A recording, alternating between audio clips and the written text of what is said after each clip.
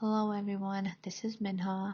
I am part of Team Tourist, so my team also includes Allison and Emma, and we chose to do the German language, so I hope you enjoy this little presentation. Hi everyone, my name is Allison Bell. The speaker that our group chose was German speaker female 1. She was born in Dusseldorf, Germany and is 48 years old. Her native language is German, but she also speaks French and Dutch. She began learning English in school at the age of 12, and she's lived in the United States for 25 years.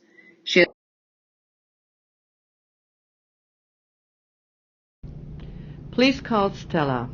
Ask her to bring these things with her from the store. 6 spoons of fresh snow peas, 6 slabs of blue cheese, and maybe a snack for her brother Bob. We also need a small plastic snake and a big toy frog for the kids. She can scoop these things into 3 red bags, and we will go meet her Wednesday at the train station. German is the official language in Germany, Austria, and Liechtenstein, and one of the official languages in Switzerland and Luxembourg.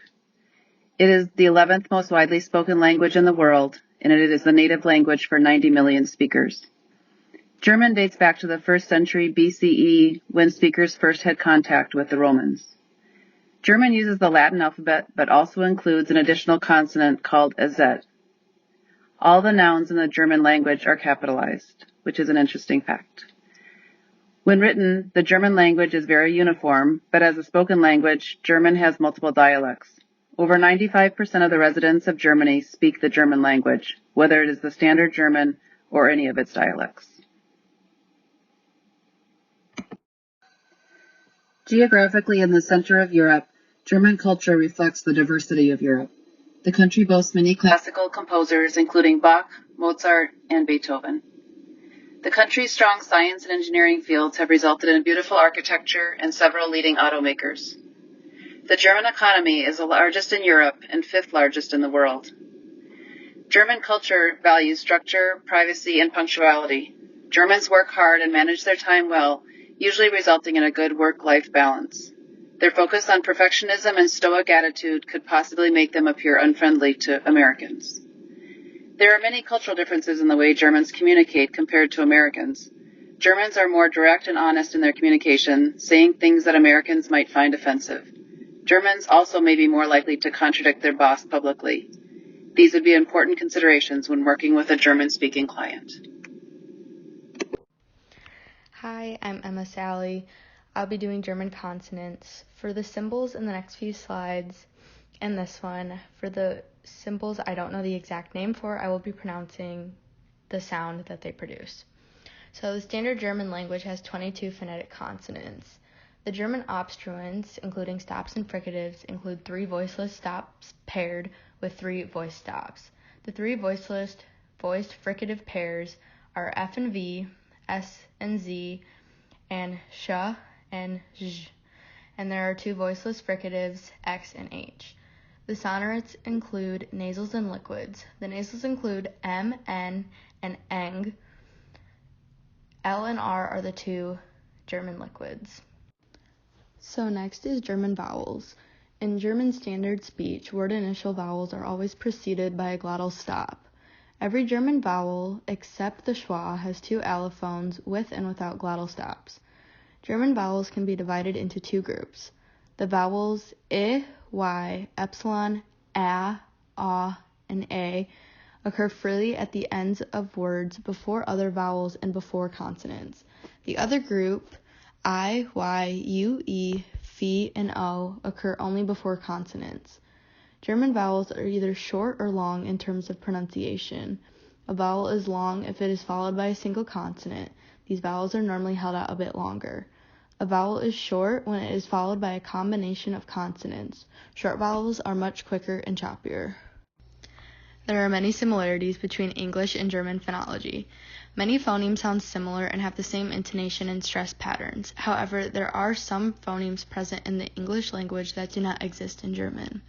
These phonemes include theta, F, and W. German words that begin with the W grapheme are pronounced with a V phoneme. German language also has two different affricates, p and s.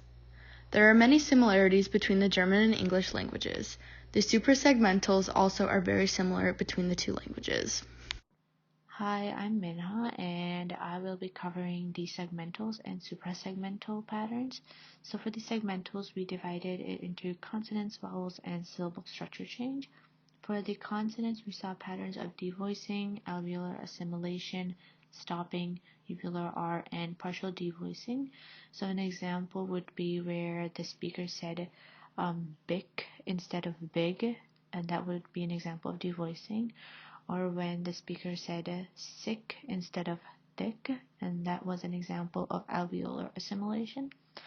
And then in the vowels, we saw rising, lengthening, glottal stop before initial vowel, and nasalization.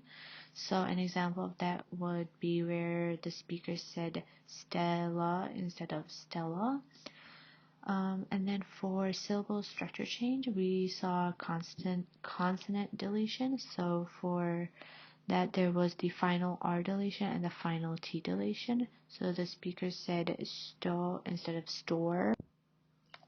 For the suprasegmentals, we saw that the stress is mainly on content words and that it didn't differ much from English. We calculated the time to be 172.5 words per minute. The intonation, we categorized that as falling in pitch levels, and we also saw that there are not many differences suprasegmentally compared to a native English speaker. After going over the segmental and suprasegmental patterns, we saw that some of the differences between English and German are because of the unique phonemes in each of the languages. So in English, we have the voiced dental fricative and the voiceless dental fricative. The German speaker was stopping at the voiced dental fricative sound and turning it into a D sound, and was producing the voiceless dental fricative as an S sound. And this is likely because the voiced and voiceless dental fricative phonemes do not exist in the German phonology. She was also devoicing many of the same obstruents, and this is because the final obstruent devoicing is a systematic phonological process in the German language. Some of the vowel differences observed by the speaker included rising, lengthening, glottal stops, and nasalization. The lengthening and rising of vowels is related to the rules for long and short vowels in German. So the tense vowels are phonetically long when stressed, and the lax vowels are phonetically short. The different stress levels in stressed and unstressed vowels is a result of vowel duration, pitch, intensity, and laryngeal features. The glottal stop occurs before initial vowels, which is another distinctive German phonetic variation. And unlike English vowels, there are no vowel diphthongs in the German language. The suprasegmentals in German did not vary much from English.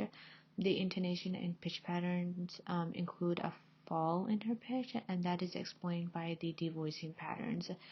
And then in the German language, multiple factors play a role in word stress, including word demarcation and the rhythm.